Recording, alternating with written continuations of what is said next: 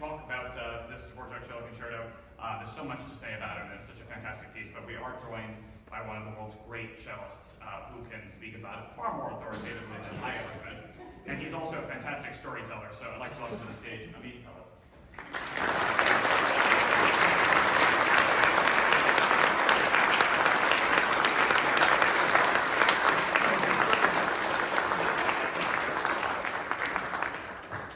Thank you very much. It's great to be here. And I want to tell you just a little bit about the piece you're about to hear. So the Dvorak Cello Concerto, usually when you hear a concerto, it's all about the soloist with some orchestra in the background, but I like to call this concerto a symphony with a very important cello line. So we are really playing music together. You'll hear me accompany the flute, the first violinist, the clarinet. It's really a dialogue, and it has been a great dialogue to join this orchestra and the conductor for the last week. This is our last concert, so I'm a little bit sad, but I'm very happy that you're going to witness this collaboration. I want to take you all with me, with us, to 1893 in New York. New York was the center of the world, center of the music world. Just after Vienna, in the 18th century, New York became the center. Dvorak came to New York because the head of the music conservatory in New York, this is a true story, was a big fan of his, and he seduced him to come and teach composition in New York. He seduced him by paying him a lot of money. His salary in New York was the equivalent of $500,000 today. I would go to teach composition. So he moved from Prague, from his city, with his wife and 7 kids to New York. For the height of his career, he was so amazed by American music, by native music, by African American music, and he wrote the New World Symphony. How many of you know that piece? Great piece. And the American String Quartet. But in 1893, an evening of music changed his life and the life of every cellist ever since. He went to hear the cello concerto premiere by Victor Herbert, who was his buddy, teaching next to him, next door at the conservatory. Do you know Victor Herbert? Yes. But you know him from operettas, I'm sure. Not from cello concerto. Well, he was a great cellist. He wrote the cello concerto for himself. He was a principal of the Metropolitan Opera. He was a cello teacher. And this concerto convinced Dvorak that the cello can do that stuff. He was blown away after hearing that concerto. He went back home and he decided to write a cello concerto. The first movement of the concerto is really a celebration of America, a celebration of being in the center of the world. Exciting, Hollywood-like, anything you can think of, Broadway, Metropolitan, being at the center of the world. While he's writing the first movement, he got a letter from back home in Prague from a woman named Josephine. Josephine was a famous singer and the young sister of his wife, and actually, his true love. There's more to the story.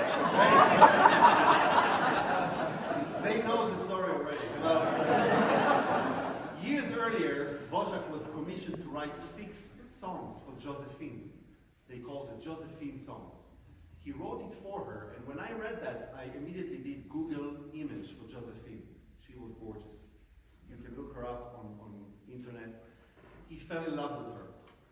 He wrote for her the songs, he was in love with her, and he asked her father to marry her. And the father said, no, she's too young, you can marry her older sister. And he did.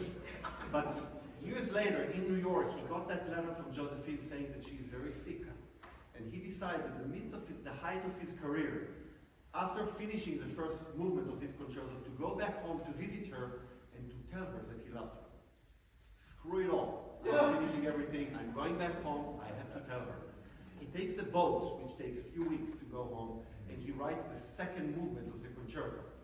In the second movement, he turns his image from New York, from this excitement, into love. And he uses the theme in the second movement, the theme that represents Josephine, the exact same melody that he wrote for her in her songs. It goes like this.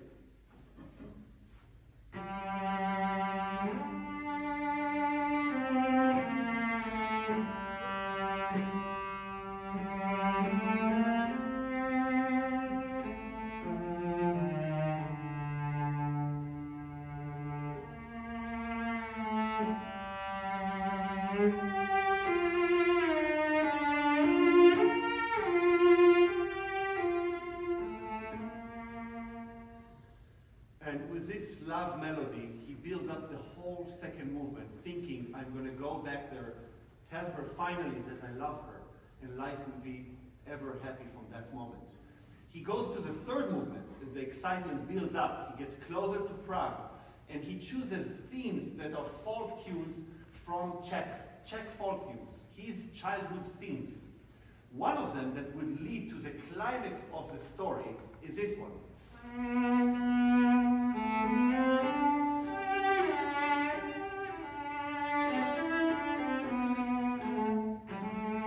Which is really a folk Czech tune that he's singing to himself, almost being there in Prague. When he gets there, the piece is finished, and in his mind is a very happy ending, with a very virtuosic, fast, loud and happy ending. However, when he gets there, she's dead. And he's so upset that he tears apart the end of the piece. And he writes the most tragic end I know of any piece of music. However, lucky us cellists, the most beautiful end of a piece.